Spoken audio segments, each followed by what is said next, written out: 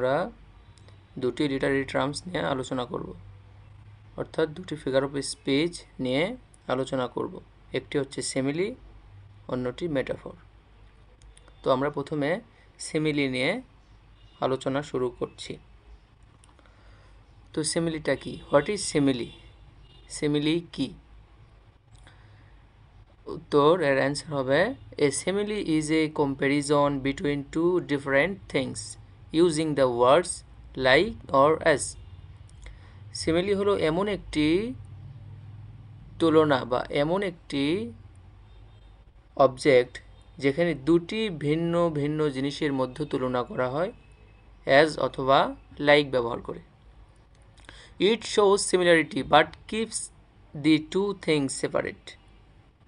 যদিও এটা আমাদের একই দেখায়, কিন্তু দুটি আলাদা আলাদা, দুটি সেপারেট, ভিন্ন জিনিস, এক করে ফেলে না। যেহেতু দুটি আলাদা জিনিসের মধ্যে আমাদেরকে এক দেখায়, কিন্তু যদিও তা এক নয়, আলাদা। ফর এক্সাম্পল, আমরা উদাহরণ হিসেবে দেখতে পারি উইলিয়াম শেক্সপিয়ারের বিখ্যাত সনেট 130। সেখানে উইলিয়াম শেক্সপিয়ার বলেছেন, my mistress eyes are nothing like the sun. অর্থাৎ আমার প্রেমিকার চোখ সূর্যের মতো নয়। এখানে আমার প্রেমিকার চোখ সূর্যের মতো নয়, like the, nothing like the সান, সূর্যের মতো নয়। লাইক, এই লাইকটা তিনি এখানে সিমিলি ইউজ করেছেন। এরপরে আমরা আরেকটি বিখ্যাত কবি উইলিয়াম ওয়ার্ডসওয়ার্থের ড্যাফোডিলস পোয়েম থেকে দেখতে পাই। কবি বলেছে, I wandered lonely as a cloud. আমি একাকী মেঘের মতো ঘুরে বেড়ালাম। I wandered lonely as a cloud. এখানে কবি অ্যাজ সিমিলি ইউজ করেছেন। এখানে এক্সপ্লিসিট কম্পারিজন, সরাসরি স্পষ্ট তুলনা বোঝাচ্ছে। I wandered lonely as a cloud, আমি সরাসরি এখানে মেঘের মতো, আমি একাকী মেঘের মতো ঘুরে বেড়ালাম। এই মেঘের মতো, এই মতো অর্থাৎ অ্যাজ এখানে সিমিলি হিসেবে ব্যবহৃত হয়েছে। সুতরাং এটার স্পষ্ট, একেবারে স্পষ্ট তুলনা, মেঘের মতো। তাহলে আমরা দুটি দেখলাম উদাহরণ। এখন আমরা আলোচনা করব মেটাফর নিয়ে। মেটাফর কি? What is metaphor? A metaphor is a direct comparison. It says one thing is another thing, even though they are different. It does not use like or as. Metaphor হলো এমন একটি রূপক, একটি অলঙ্কার যেখানে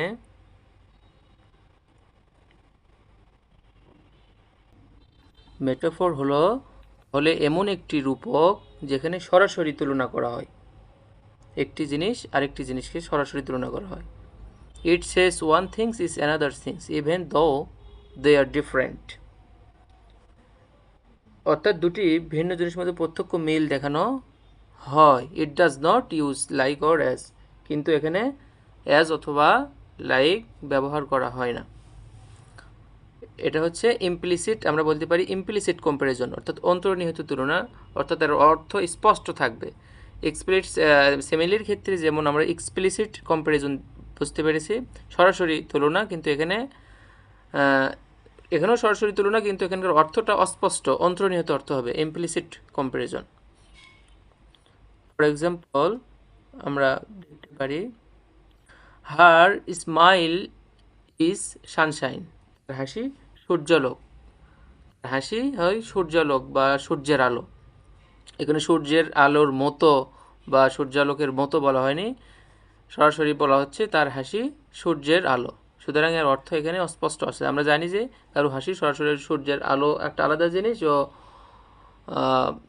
হাসি আলাদা জিনিস। সুতরাং কিন্তু এখানে তার হাসিকে সূর্যের আলো বলা হয়েছে। তাহলে হার স্মাইল ইজ সানশাইন, তার হাসি সূর্যালোক বা সূর্যের আলো। নাম্বার 2, আমরা দেখতে পাচ্ছি he is a lion in battle. অর্থাৎ যুদ্ধক্ষেত্রে একটি সিংহ, সে যুদ্ধক্ষেত্রে একটি সিংহ, সে যুদ্ধক্ষেত্রে একটি সিংহ মতো বলা হয়নি, সরাসরি বলা হচ্ছে সে যুদ্ধক্ষেত্রে একটি সিংহ। যদিও আমরা জানি দুটো আলাদা বিষয়, বাট তুলনা ছাড়া এখানে স্পষ্ট করে বলা হচ্ছে, অর্থাৎ এর অর্থ অস্পষ্ট আছে, ইমপ্লিসিট আছে, অর্থাৎ he is a lion in battle, সে যুদ্ধক্ষেত্রে একটি সিংহ বলা হচ্ছে। স্পষ্ট কিন্তু এর অর্থ অস্পষ্ট, বলা হচ্ছে সরাসরি কিন্তু এর অর্থ অস্পষ্ট, আমাদের কাছে পরিষ্কার নেই। নাম্বার 3 এক্সাম্পল হিসেবে আমরা দেখতে পাচ্ছি উইলিয়াম শেক্সপিয়ারের বিখ্যাত একটি নাটক অ্যাজ ইউ লাইক ইটের একটি অংশ, যেখানে তার বিখ্যাত উক্তিটি দিয়েছিলেন, All the world's a stage, and all the men and women merely players. অর্থাৎ এই পুরো পৃথিবী একটি নাট্যমঞ্চ আর সব নারী পুরুষ কেবল অভিনেতা।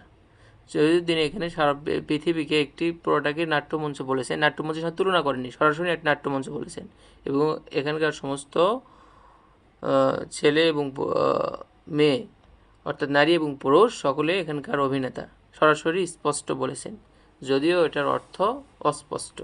তাই আমরা বলতে পারি এটা মেটাফর হচ্ছে ইমপ্লিসিট কম্পারিজন, অর্থাৎ এর তুলনা হচ্ছে অন্তর্নিহিত তুলনা করা। তো আমরা বুঝতে পারলাম আসলে সিমিলি ও মেটাফরটা কি। আশা করি তোমরা সবাই এই বিষয়ে বুঝতে পেরেছ। আগামীতে আর অন্য বিষয়, অন্য লিটারি টার্মস নিয়ে আর অন্যান্য ফিগার অফ স্পিচ নিয়ে আলোচনা করা হবে। ধন্যবাদ।